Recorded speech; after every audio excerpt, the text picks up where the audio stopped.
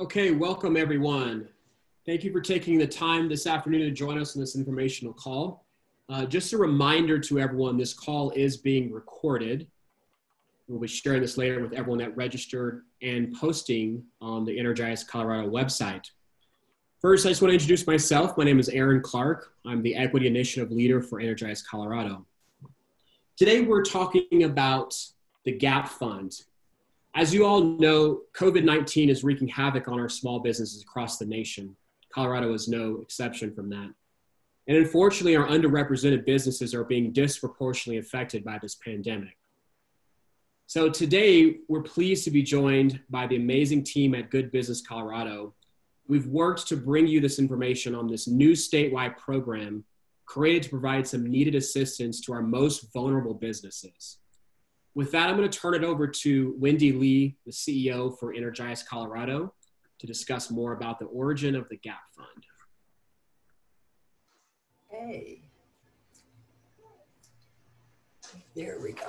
In fact, let me take a few minutes because an hour is an hour and we can get a sense of how the content's going to flow. I'm going to do a very quick overview. Again, referencing the origin of the GAP Fund. You're going to learn about types of assistance, eligibility, exactly how to get some help when you're completing the application, and then we're going to talk about some additional resources, and our friend Aaron's going to wrap it up at the end. So that's what to expect. And now, a little bit about the origin story. So if we could go to the next slide. It was in early March, or mid-March, I should say, that a group of volunteers, spirited volunteers, came together to observe all the patterns happening as a result of the pandemic and the economic crisis that we were facing. And in that, one of our working groups, we actually heard very specifically the needs of local businesses and nonprofits that were not able to access stimulus funds, federal or state stimulus funds, and they were being left out and shut out. And it was from that understanding that we came together, Energize Colorado, a nonprofit, to say, look, our job is to fill gaps, and we know that there will be many things needed, but specifically, we know that there will be financial stimulus help required, financial relief required. So we came together to think through how to best target the groups of people that we knew were not getting what they needed and were being missed out. We wanted to put capital in the hands of those business owners first. And you're going to hear more about this in the presentation, but our priority groups have always been from early days, minority-owned, women-owned, veteran-owned, and rural businesses. Priority, not exclusive. So we're excited to be able to roll out the GAP Fund, which is a mixture of grant and loans totaling about $25 million. Next slide. Now, pulling together an effort like this is not easy. It takes a complete, dedicated group of folks working closely with partners to actually not just put the money together, but make sure the money can be delivered to the right people at the right time across the state. So in this particular partnership, in this particular initiative called the GAP Fund, we are honored to work closely with Colorado's Office of Economic Development and International Trade, with CHAFA, and with a lot of dedication on the GAP Fund and across a couple of hundred volunteers with Energize Colorado. Next slide.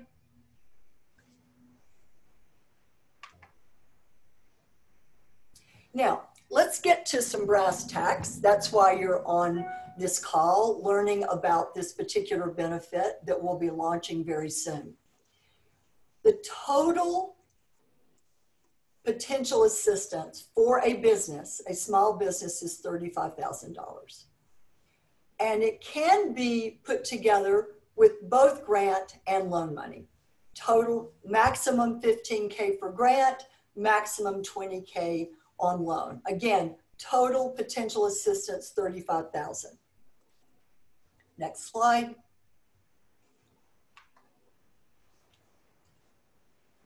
Now let's talk about the grants first. You just heard that the ceiling on the grant was $15K. What we didn't say though is the grant money is coming through federal stimulus, the CARES Act. We actually were allocated by the state $20 million from the federal CARES Act money.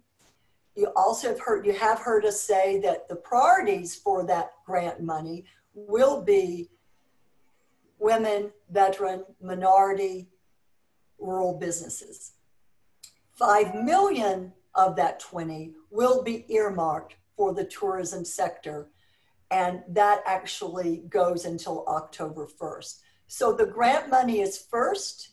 That will be deployed between when we open the applications until the end of the year, maximum 15. That's the first type of assistance that's available. The next type of assistance are loans.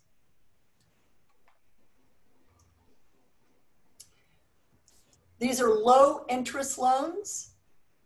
The principal can be from $5,000, as you heard me say, to the maximum of 20. The maturity on this loan is 24 to 36 months. You'll see the interest rates are very low, 0 first to 4 months, 1.5 after the first 12 months. No prepayment penalty.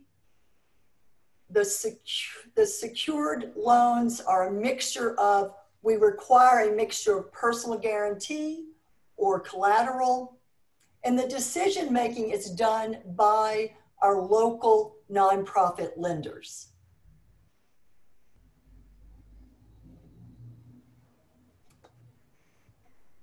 Next slide.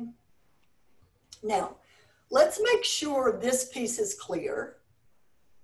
And if any of this needs clarification, there are awesome FAQs available on energizecolorado.com, and we have a fantastic group of people from Energize Colorado helping facilitate questions. Net, relative to eligibility and priorities though, we've got 2 groups on the eligibility side. 1, small businesses, 25 employees or less, and yes, sole proprietors are included in that, as well as LLCs and S-Corps. Now, on the nonprofit side, the eligibility requirements are mission and programs need to directly support small business, tourism, or economic development. So always think first the tent of eligibility, then come down into priority groups. Minority owned, women owned, veteran owned. We've mentioned that a couple of times, and rural businesses will be priority groups. But this is not exclusive. These are just priority groups. So there's a difference there that you need to be aware of. Next. Now, the question you must be asking, will my business get this assistance? So let's review some of these specs. Again, there'll be some FAQs around this, but we want to make sure in this recorded presentation, you hear from us directly. We've talked several times about the application for a loan or a grant is based on eligibility and priorities. This is not a first come, first serve. Based on eligibility and priorities. Applicants may select or be paired with a nonprofit financial assistance provider. That will be very helpful to you. The financial assistance provider will offer the applying business a grant, a loan, or both. depending on the business's request, depending on your request. First up, though, will be the grants. They're going to be offered before loans, and those grants play out or go through the end of the year. I think we use the term pace out. We're going to pace them out through the end of the year. The reality, though, is that there will be more deserving businesses than we have funds to assist. Next slide. Now, we realize and have been planning for a range of assistance that can be provided to ensure everything is crystal clear, including the application, which my colleague Jason is going to go over in just a minute. We've put together an amazing team of service professionals, one team called In Focus, another team, part of Energize Colorado, part of our mentorship team. We are going to be open 7 days a week, 6 to 6. You can dial in, you can email in. There will be live chat assistance. We want to make sure that you have an opportunity to chat with a mentor before the application goes live. We know that's important too. And of course, we will offer resources in Spanish. So an important point here is we are here to help ensure the experience you have with the GAP fund, the benefit, the application is all as clear as we can make it for you. That's our commitment to you. A positive experience in the process, strong impact and benefit for your business. Now with that, I think, Jason, it's time to turn it over to you. So Hi, you Wendy. can dig in. Hi, Wendy. I'm going to step in real quick to answer a few things. Okay, cool. Jason gets into the meat of this. A couple of quick points that I failed to point out for everyone. First of all, if you have a question during this presentation, feel free to go to the Q&A section and ask your question there so we can answer those in an efficient manner, not in the chat. It's really hard to follow with the chat. Second thing is if you need Spanish translation, Español, click on the interpretation link on the bottom right-hand side of your screen and you can hear the Spanish translation. All right, thank you. I'm going to turn it over to Jason to cover the application. Yeah, thanks for doing that, Aaron. That was helpful. All right, Jason, you're on. Let's do it. Good afternoon, everybody. I'm Jason Bertolacci with the Energize Colorado GAP Fund.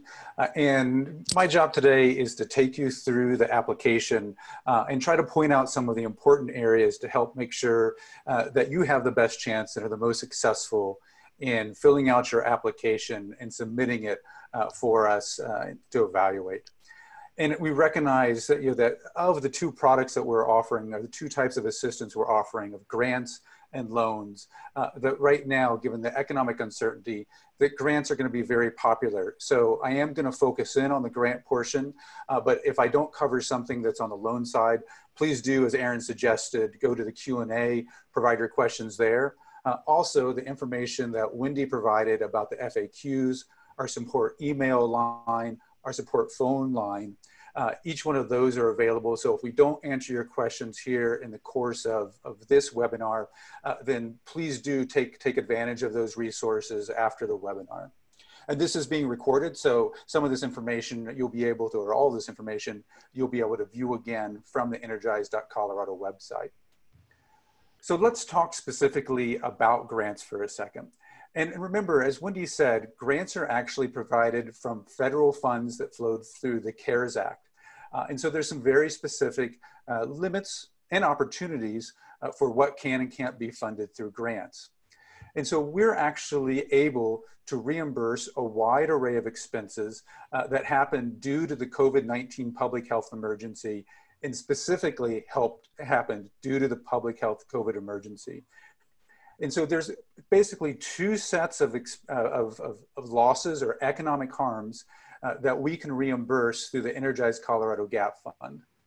And the first is a decrease in revenues due to the public health emergency. And that could be a decrease in revenues because you chose to shut down, decrease in revenues because you're following social distancing measures. For instance, maybe you didn't allow as many customers to come through your front door, or because of the mandatory stay-at-home order that the state was under. In addition to the decrease in revenues, we can also reimburse expenses that are directly attributable to the COVID-19 public health emergency. So if you had to buy PPE or hand sanitizers, masks, if you had to buy plexiglass to place in between customers and cashiers, and many other types of expenses, those are just some examples that I can think of. Those types of things potentially are reimbursable under this program. Importantly, these are reimbursements. So all these losses have to occur within a certain period, and that period starts on March 1st and will end at the time of application. So whenever you apply, it'll be March 1st until whenever you apply for an Energize Colorado Gap Fund assistance. Loans is a little more flexibility, and they can be used for both current and future needs. But again, I'm going to focus in on grants for the purpose of this presentation.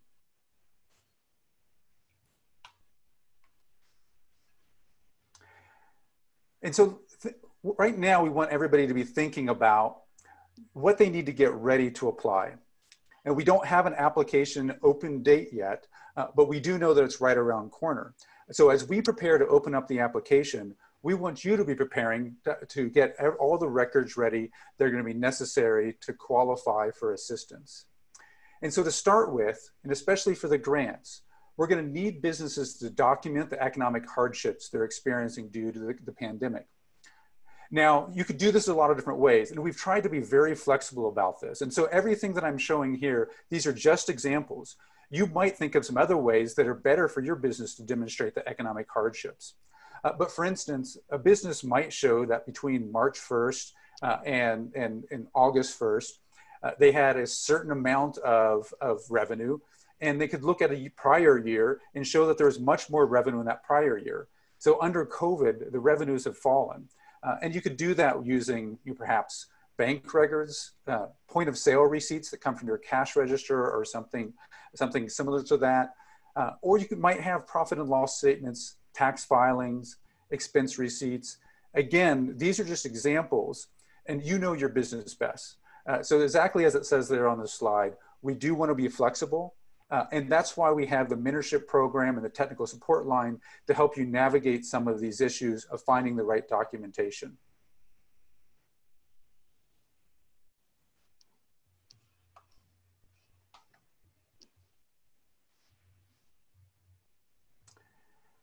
And so how will you apply? You'll go out to energizecolorado.com gap-fund.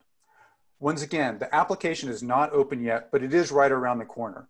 If you want to be one of the first people to be able to get notification when the application does open up, please sign up for email updates at energize.colorado.com/gap-fund.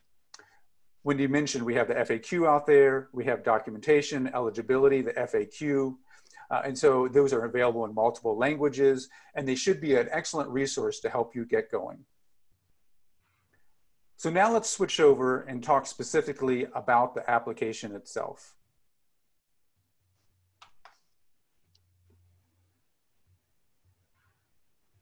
And so what you're looking at is an actual view of the application. It is online. You can access it via web browser. You can access it via your mobile device. And again, that will be out, the Apply Now button, when it's available, will be out at energizecolorado.com gap-fund. And like many things, first thing you're going to do is create an account. And so that should be providing us very simple information, but this will allow you to provide an account where you'll be able to submit applications and also check up on the status of those applications. And you're going to get an email asking you to verify the account.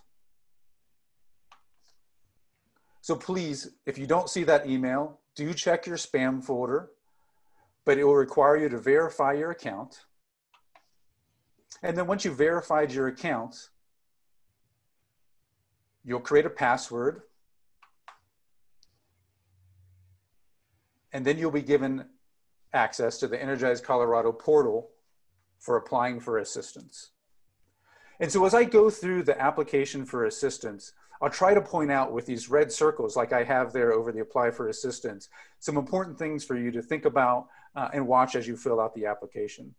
And the first step will be simply clicking on apply for assistance. After you create the account and you click on apply for assistance, what we do have is a quick eligibility form, which is what you're looking at right now. The eligibility form allows you to quickly determine for both us and for you whether your business is eligible to receive funding through the GAP Fund program. Now remember, there's eligibility and there's priority, but this will allow us and allow you to go ahead and make a very simple determination of whether your business is going to be eligible for the application. One thing I should note is this is for businesses that are smaller than or have fewer than 25 employees, small businesses, and that is pre-COVID. So that'd be the amount of employees you had prior to COVID. Now, this is actually amount of full-time equivalent employees. So it isn't necessarily just full-time employees. It is the amount of equivalent employees that you have.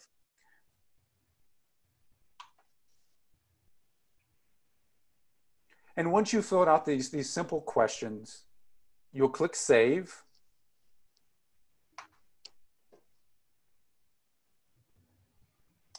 And that'll save your work. So in this system with an account, you'll be able to come back in, edit, save, go collect more information if you need it before you actually submit. But once you're ready, you'll click the Submit button.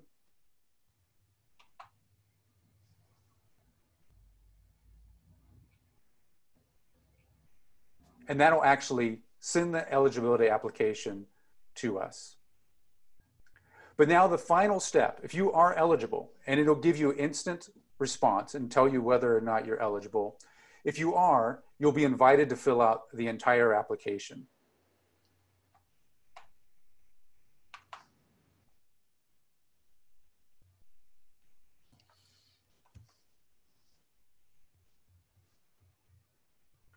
And we're just scrolling through some of the information that you'll want to provide and be required to provide for the application. But to start off and to talk a little bit about, we are going to need either a social security number for sole proprietors or ITIN or an employer identification number. We can take any three of those federal ID numbers. We'll ask some other simple questions about some basics about your business in terms of how long it's been there, its location. But an important part of this is that we are prioritizing, and along with our veteran-owned, women-owned, and minority-owned businesses, rural businesses as well. And since this money came to this program through the state of Colorado, there was a very specific definition of what is rural and what is not. And since it's legal language, it's a little bit complicated. So what you'll find is we're going to be help throughout this application. And notice down below that it says, help me determine if my business is rural. And in partnership with the state of Colorado, if you click on that link, you'll go to a map where you can type in your address and you can actually answer that question for the purpose of the application. And there will be other links like that throughout the application. So here's another one, for instance. We do ask what industry your business is a part of. And it uses a standard NAICS code, which not a lot of folks perhaps already understand what their business falls under. So again, there's a handy help right there. You can go to a search tool and find that code. So we've tried to provide help throughout the application process. So again, employment, this is for fewer than 25 employees. For the purpose of this, we count a full-time employee as one employee and each part-time employee as half of an employee. And so that's how we calculate whether or not your business is below or above 25 employees. And we try to come up with a simplified method for folks to tell us how many employees they have. And this is the one that's for the eligibility specifically. And again, this is the amount of employees that you had prior to COVID. And also, if you're a seasonal business, you can use your off-season employee number. So you can use the smaller amount of employees from your off-season.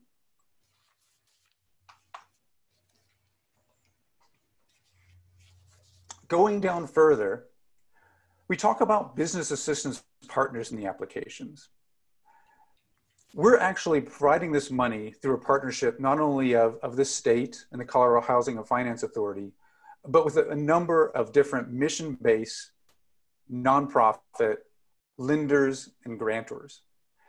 And so if you already are working with one of those providers, and these could be community development financial institutions, a regional business loan fund, other state micro lenders, if you have a relationship, or if one of those even directed you to the GAP fund for assistance, you can select them here, and we'll partner you up directly with that organization that you already have a relationship with, so they can consider your request for assistance. And looking down a little bit, we also request demographic information. You can choose not to answer this, but this is how we make our priority groups give preferred access to assistance in this process.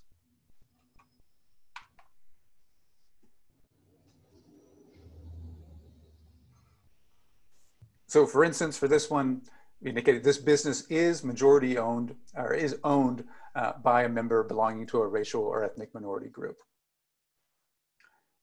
And then down below, we start getting into the actual financial assistance request.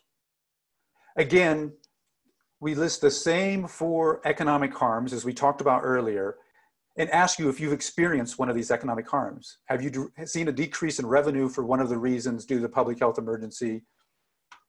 Or if you've seen an increase in expenses due to the public health emergency. And then we ask you to total up what those decrease in revenues and what the increase in expenses are in separate fields. So for instance, if you know that from a prior period, a prior year, that due to COVID, you've lost $10,000 or $20,000 in revenues, you would put it here. And then if you know that you've had a certain amount of expenses due to the COVID-19 public health emergency, there's a box for that as well. But remember, we need to have documentation of this to make sure that businesses qualify. So we'll ask you to not only tell us what your loss is, but also provide the documentation that we talked about before. And again, these are just examples. You wouldn't have to do all of these or necessarily any of these, but there will have to be some documentation that shows that indeed you did have a decrease in revenues, or that you did have increased expenses. And a type of documentation for expenses would be proof of payment and receipts, for instance. You're able to take those and upload them online. So if you want to scan these documents, if you want to scan them with your phone, take pictures, any of those ways to get them to us through this online system are fine. And the system will allow you to upload those files and attach them to your application. And so after you provide that documentation, we're going to want to understand a little bit about, how the business was hurt and how these funds were, how the loss and the economic harms were documented. And so we have 2 questions here where we allow you to fill in and tell us your story. How exactly were you affected? How were you impacted? And very importantly, how you calculated those losses. So we can look at those documents with the understanding that you provided us in this question.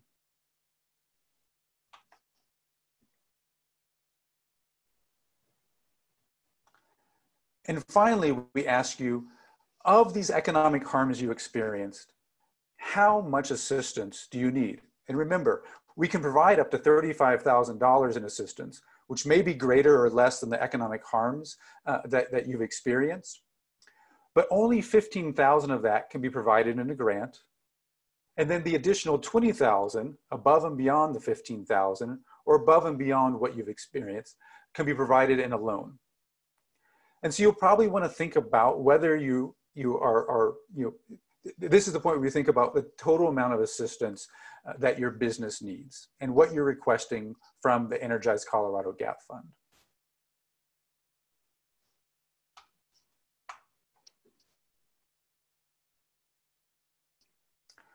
We also ask about other federal, state, and local assistance that you've received.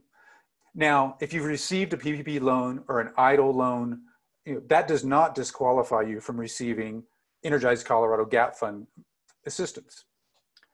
But we do take that into consideration, and any expense that has already been paid for by another program, or any decrease in revenue that's been paid for by another program, we cannot reimburse those, so we can't actually pay for something twice.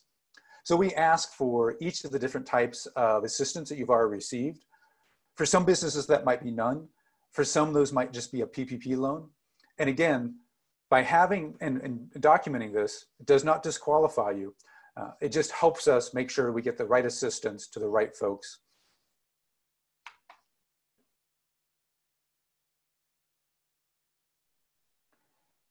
And after you completed the application, you also have the ability to receive other free services from Energize Colorado. There are mentorship services, there are legal services, there are a number of other services that Energize Colorado provides. So we ask you to consider opting in to receive some more of those free services. And finally, you go ahead and save your application. And again, within your account and the application, you're able to edit it, to save it, to go back if you need to find documentation, if you need to talk to a mentor, and then come back into the application.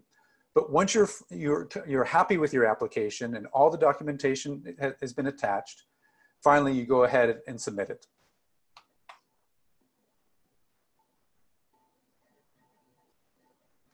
And then it's in our queue to pair you up with a financial partner and for them to evaluate your assistance request.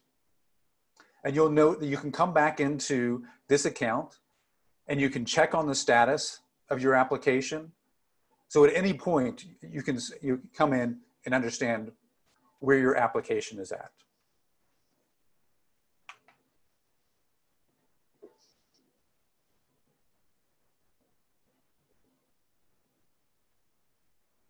And with that, Aaron, so that wraps up the overview of the application.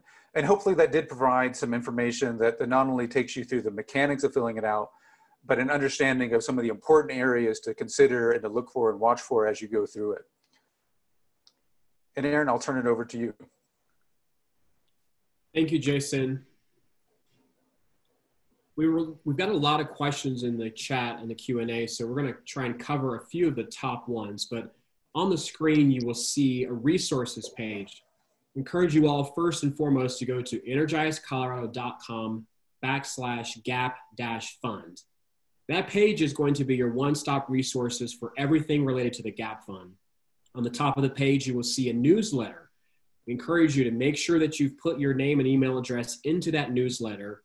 As soon as the GAP Fund is launched live, we will email you out so that you can begin your application process. Also, as Wendy and Jason both have mentioned, we have a technical assistance line available 7 days a week from 6 a.m. to 6 p.m. You can either call 1-800-471-0628, or you can email gapfundsupport@energizecolorado.com. The technical assistance line will answer any questions you have. Many of the ones in the chat, we can answer those for you. But I'm going to go over just a few of the main questions that we seem to be getting so that we can hopefully give you some information before you leave. The first one is, are you looking for bank statements for bank records, or will quarterly financial statements be adequate for the bank records purpose? Jason, can you tell us more about those documents once again?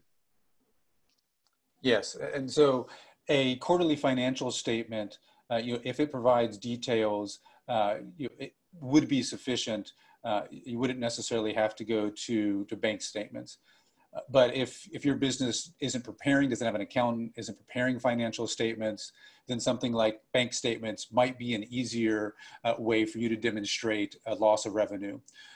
And then on the expense side, there are going to need to be receipts for the expenses and potentially a proof of purchase of some sort.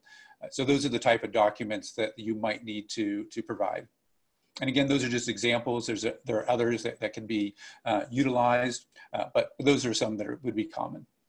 Perfect. Thank you, Jason. Here's another one that Owen's asking that many people are wondering. If you've already received PPP or EIDL funds from, say, the CARES Act, are you still eligible to apply and receive funding from the GAP Fund? You are. And so we've recognized that the public health emergency has gone on much longer than any of us hoped, and beyond the duration of some of the other assistance like PPP and EIDL. And so we cannot pay for a decrease in revenue or increased expense that's already been paid for by one of those programs. The federal government won't allow an applicant to double dip and get assistance twice for the same economic harm. But you can certainly apply for other harm. If you were insufficiently funded by PPP or EIDL, everybody is eligible to apply. And that's why we ask both what your total economic harms are and what assistance you've already received, so we can understand where the gap is and we can fill that gap. So just to be very clear, if you received EIDL, PPP, other funding, you are eligible to apply. Perfect. And I see one from Sylvia that I believe I can answer clearly. Sylvia asks, is this just for business in Denver and Denver County? And the answer to that is no. The GAP Fund is for the state of Colorado. We are specifically looking for small businesses all across the state, especially our rural businesses. So anywhere in Colorado that your business is located and registered, please apply for the GAP Fund. Another question we've got here from Karen. Will decisions on recipients be made at one point or on a rolling basis throughout? I do recall this answer. Jason, can you tell us a little bit more about the procedure for doling out the funds from the GAP Fund? We'll be doling out funds on a round basis. So since we want to make sure that we have the right impact and prioritize the right businesses, we will go ahead and allocate money across several different rounds, both so we can take a moment, prioritize the applications that are ready to receive funding, and go ahead and get assistance out to those businesses, but then also make sure that we pace our funding so it lasts until December of this year. All right, perfect.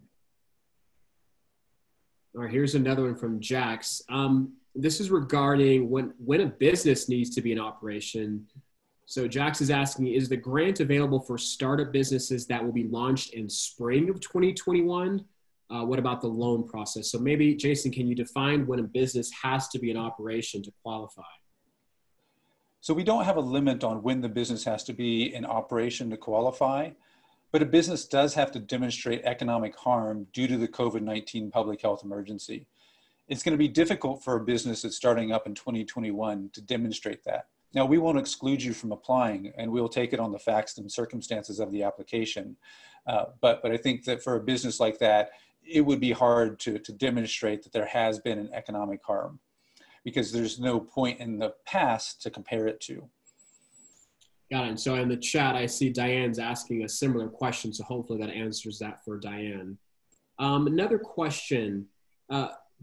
Jason, when you were talking about the documentation that folks could upload, can you tell us maybe the standard documentation, and then also some other things that we've already seen in reviewing what could be used as proof to explain harm? Yeah, a common one, and I realize that some of these are more difficult to produce than others, and so that's why we want to be flexible. But I'll just list some that are commonly used, and realize that you as a business can choose what you think is going to be best to demonstrate your economic harm. But taxes, it can be used. And that will definitely demonstrate a given period of earnings, and that can be compared against the 2020. Profit and loss statements are another standard financial report that would often be used to demonstrate earnings from one period versus another period. Bank statements, as we talked about before, for businesses, especially for sole proprietors who have perhaps their personal banking and their business banking combined into one account, and perhaps don't have profit and loss statements that are separately for the business. They could produce their banking statements to show the different income that happened in 2019 versus a similar period, the COVID period in 2020. So those would be some real common ones. But again, we want to be flexible, and we want to work with businesses because we understand that there's businesses that might have documentation that falls outside of some of those common ones.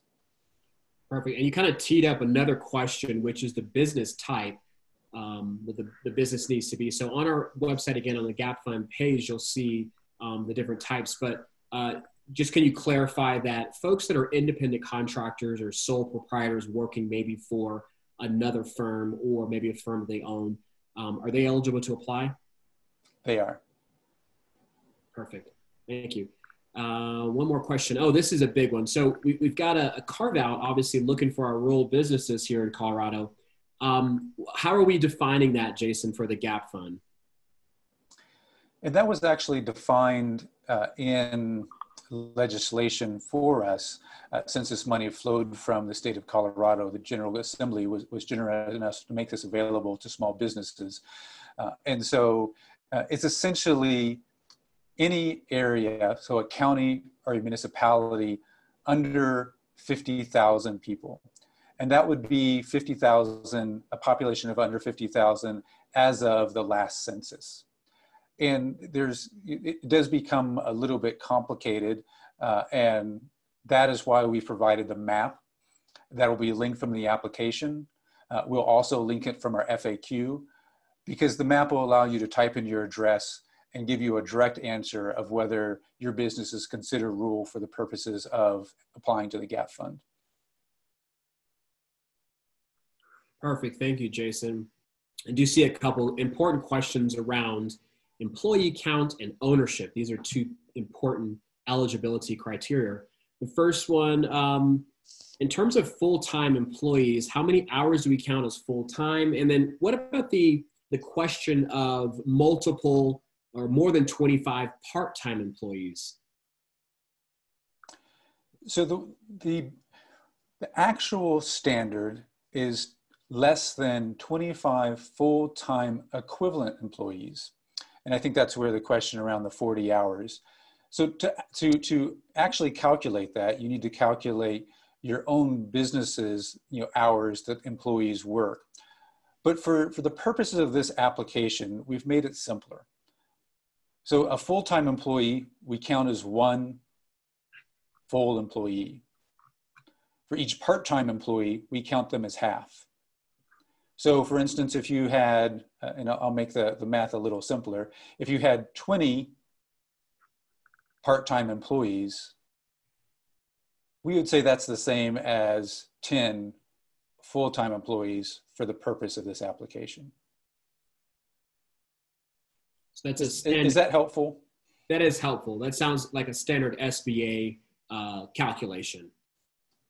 And again, if any of the listeners have questions on their particular scenario, please reach out to technical assistance. We can help you do that math and help you understand.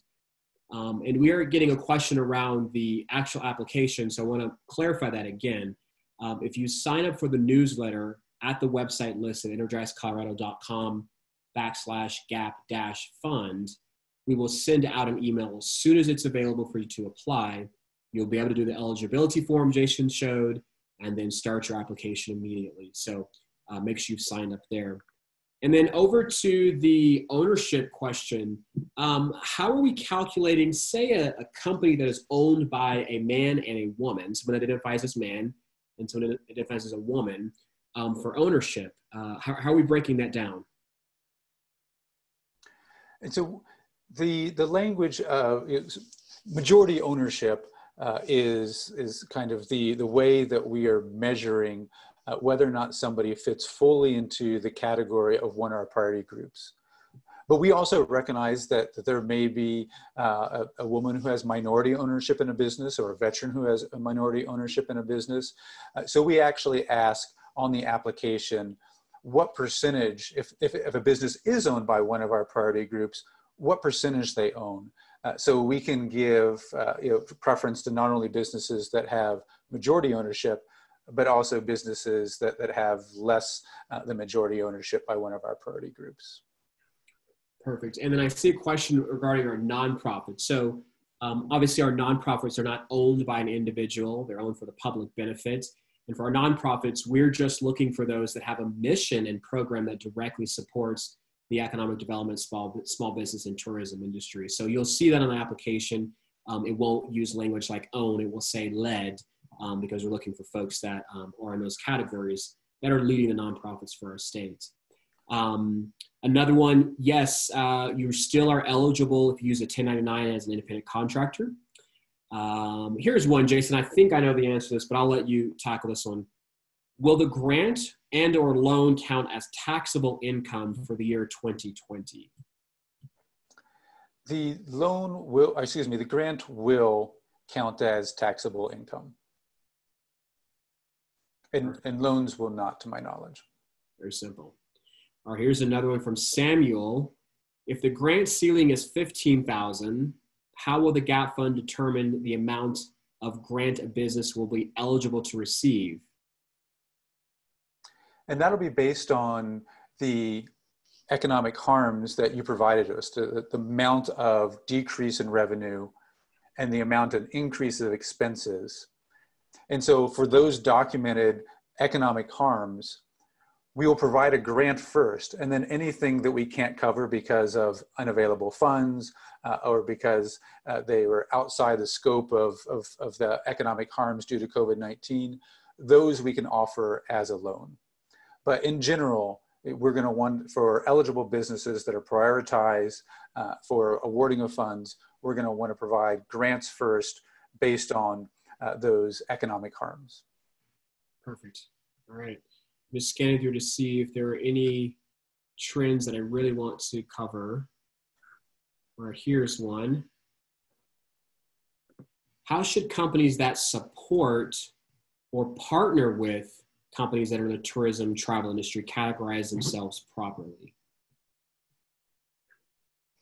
I'm sorry, can you repeat that question? Sure. How should companies that support or partner with companies that are in the tourism or travel industry categorize themselves? So they may not be tourism or travel themselves, but they support them. There's very distinct categories that are in the application. And again, those were handed to us by the General Assembly. So without knowing more specifically about the company, it's hard to speculate. But if the company fits directly into one of those categories, they should select it. If it doesn't directly fit into one of those categories, it should not. Makes sense. Now, another question that's coming up. Unfortunately, we've lost a number of businesses already due to COVID. If a business had to close due to COVID, are they eligible to apply to cover costs that were incurred before and immediately after they closed? They are not for businesses that have closed. These are for businesses that are still operating, even if they're shut down due to the public health emergency.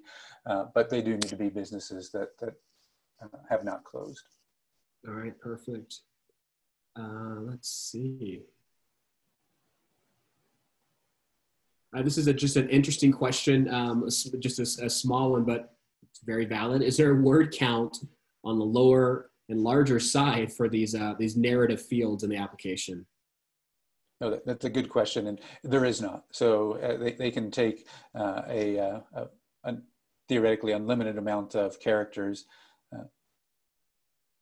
Awesome. And I do want to point out there as well, we do have a group of business mentors. In fact, some of them are answering questions in the Q&A right now.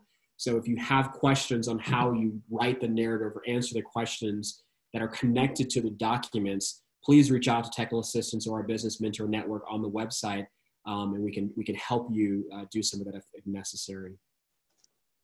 Let's see. I saw one that was very interesting a minute ago. Okay, here we go. If you aren't eligible for a grant, are there other financial options available through Energize Colorado? I can grab that one. The short of the answer is, if you will look on our website, right underneath the Gap Fund button on the energizecolorado.com, we do have a list of financial sources and financial support. We update that periodically with more partners and organizations offering support for Colorado businesses. Right now, we've got some that are, such as a $500 micro investment fund. There's one for women entrepreneurs. So we encourage people to do two things. One, watch this website periodically, and I'll post it in just a minute, but also to sign up for our newsletter, because we try to periodically send out additional resources other than the Gap Fund that we feel can help the business of our state. So yes, we're trying to bring those to you as we are made aware of them. All right, let's see if we've got a couple more. We've got time for maybe one or two more. This is a good one. When is the estimated time for availability of the grant? I'm going to assume that is related to the processing time once the application opens. Tell us about the roadmap, Jason. So the roadmap will be, first of all, we'll make announcements to both through our website, through our email list, and through the media to let folks know when the application will be open for people to begin applying. And then we'll have that application period, the open application period, open for 2 to 3 weeks, depending on the amount of the flow of applications. And then we will pause to go ahead and consider those applications and then make awards following that. We expect the process to take somewhere in the range of 6 to 8 weeks before notifications from the very first round go out. Perfect, thank you. Let's see here.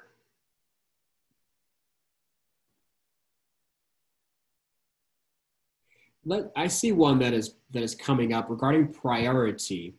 Can we put up the slide again one more time that shows do we put up the priority slide?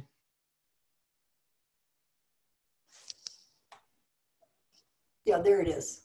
There it is. Really early in the presentation. Yeah, so we'll leave this up for a couple minutes. I see a couple people asking me about the priority of how we determine eligibility. Those priority groups at the bottom are the ones that we're using. So there's the answer for you, Julie. Hopefully that helps. And it's important to point out that while we do have these priorities, there will be businesses that get funded who are outside of these priority groups. And so that's why we encourage all small businesses, if they're eligible, to apply. And we hope to be able to fund as many businesses as possible. Perfect. And Jamie's asking if saying that she understands the resources will be available in Spanish, wanting to make sure the application itself also will be in Spanish, and that is correct. The application will be available in English and Spanish. Here's one. For our independent contractors, would canceled contracts be able to be proven or to prove COVID-related situations? That might be part of supporting documentation, but I think the real documentation would be that income would not show up in your bank account. It would not show up in your profit and losses statements. And so that loss of income compared to prior periods is probably the more important piece of that documentation. Those canceled contracts could potentially be used to help support that. Correct, sounds good. And I still see a couple questions in there regarding the time frame. We understand everyone is really interested in applying, and we wanted to get this information to you as soon as possible. So again, we do not have a final date on the launch yet, but signing up for the newsletter is the best way to ensure that that we let you know and notify you as soon as it is launched. All right, one last question, because this is an important one. Jason, for nonprofit organizations, Would woman or minority owned mean that the woman or minority person is on the majority of the board of the directors, or more so the management of the nonprofit? No, it would actually mean the mission and programs are aimed and directly impact one of our priority groups. So we don't equate ownership of a business with the leadership within a nonprofit. For a nonprofit, what we're looking at is what their mission and programs impact. Perfect. Well, thank you. We're about out of time, so I just want to wrap up. If we could put on the last slide with the resources again. So again, thank you for all spending the time with us today. First of all, we have a number of questions that we did not get a chance to answer. We'll do our best to go through those and either update our frequently asked questions or send you an answer if we can. But if you do not get your question answered, you are more than welcome to submit an email to the Gap Fund support or give us a technical question call there. Also, if you take some time on the the Energize Colorado website, you'll notice that we've got a number of services that we want to offer to you, the small businesses. First and foremost, I mentioned the financial relief services that are available to other people, outside of the Gap Fund. But I encourage everyone also to check out some of the other important things that we have available to our community. Those things include our mental health resources. A number of the mental health providers in Colorado have done a number of amazing things to offer free resources to folks in the state. So take a look at that. We have a mentorship program at the Energize Colorado that is geared towards helping our small businesses succeed. So we can pair you with a qualified mentor in the state free of charge to help you navigate through COVID and other business needs. We also offer reopening guidance. So if you have a retail storefront or business that serves the public, we can provide you with a number of services and support towards reopening, everything from signs to best practices so that you can open safely and securely for your patrons.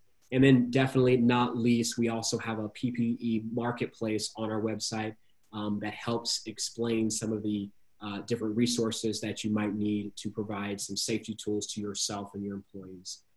So once again, if you have any questions, please reach out to the technical assistance line there or our website. Again, we want to say a huge thank you to Good Business Colorado, Deborah, Karen, Magenta, Jordan, Gabriella. The team at Good Business Colorado are absolutely amazing. Without them, we could not have done this webinar. Also, CHAFA, Colorado Housing and Finance Authority, the Minority Business Organization, and the Colorado Office of Economic Development International Trade, otherwise known as OEDIT. We really appreciate our partners, as well as all of our lending partners. There are many financial institutions that are helping to bring the Gap Fund to you. We really appreciate their time and their support as well. So with that, thank you to Jason. Thank you to Wendy. We appreciate all of your time and look forward to serving you in the future. Thank you, Aaron.